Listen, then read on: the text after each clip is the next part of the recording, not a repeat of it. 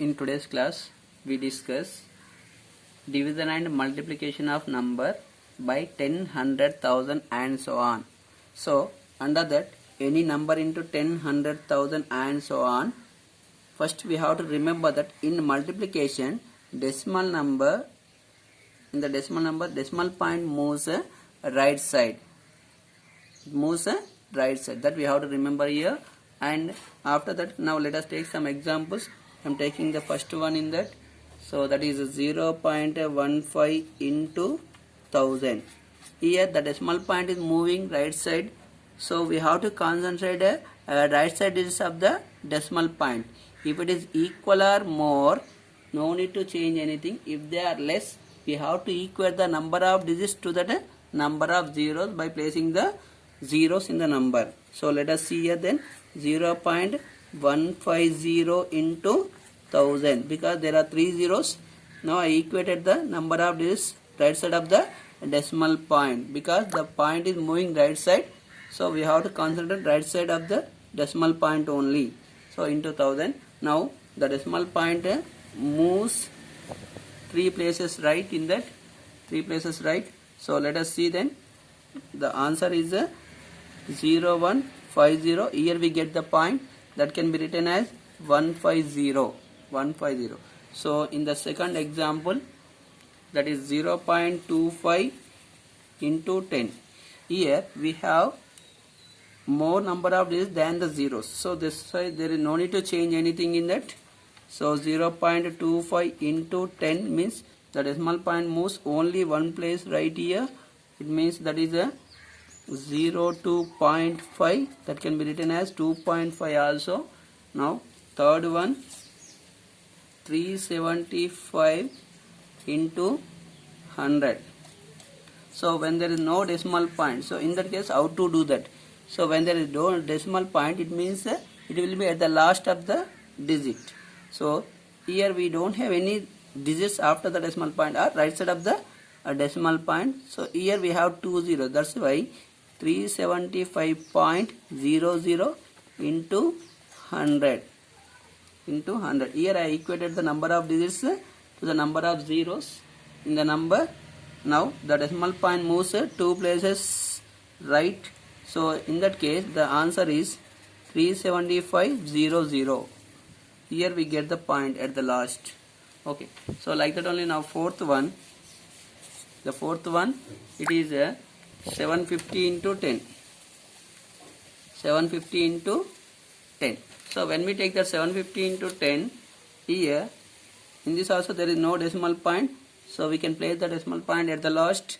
750 point here in the zeros, 10 is there in the number. So that is why we are placing one digit after the decimal point into 10.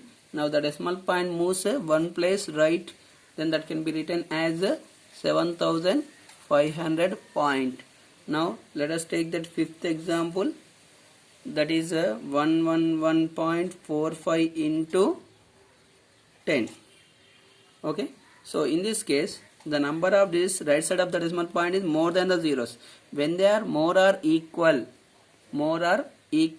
then we should not change anything. If they are less, then we have to rewrite that one by equating the digits and zeros. So here 111.45 into 10, then the decimal point moves one place right in that, then the answer is 1114.5. Now let us take the sixth example in that. So 171.1 into 100. So here the number of digits, it is less than the number of zeros. That is why 171.10 right side of the decimal point into 100. Now the decimal point moves 2 places right here, then that can be written as 171.10 point. This is the procedure to do the multiplications by 10, 100, 1000 and so on. Now let us see the divisions. Any number divided by 10, 100, 1000 and so on. So in this we have to remember that in division decimal point moves left side. So under that here if we take some examples, first one that is 81.12 by 1000. So here we have to just concentrate the left side of the decimal point. If the number of digits left side of the decimal point is more or equal to the number of zeros, there is no need to change anything. If they are less, we have to equate to the number of zeros. Okay. So here also, then we can rewrite like this one as a 081.12 because there are 3 zeros in the denominator. There are 2 digits left side of the decimal point. So by placing the 0, we have to equate the number of digits to the zeros. Now the decimal point moves 3 places left. Then the answer is 0.08112.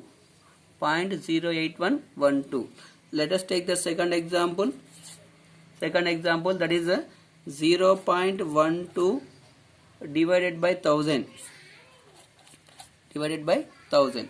So in this case, again when we observe that number of zeros and a number of digits left side of the decimal point, here we have only 1 0, means 1 digit here. So we have to equate the number of digits to the number of zeros. 0.12 by rewriting like this here by 1000. Then the decimal point moves 3 places left here. Then the answer is 0.00012.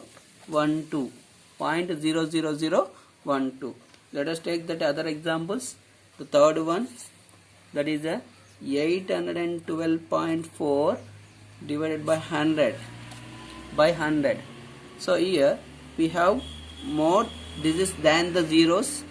So that is why we have to rewrite like that only. 0.4 by 100. Then the decimal point moves 2 places left. So that can be written as 8.124.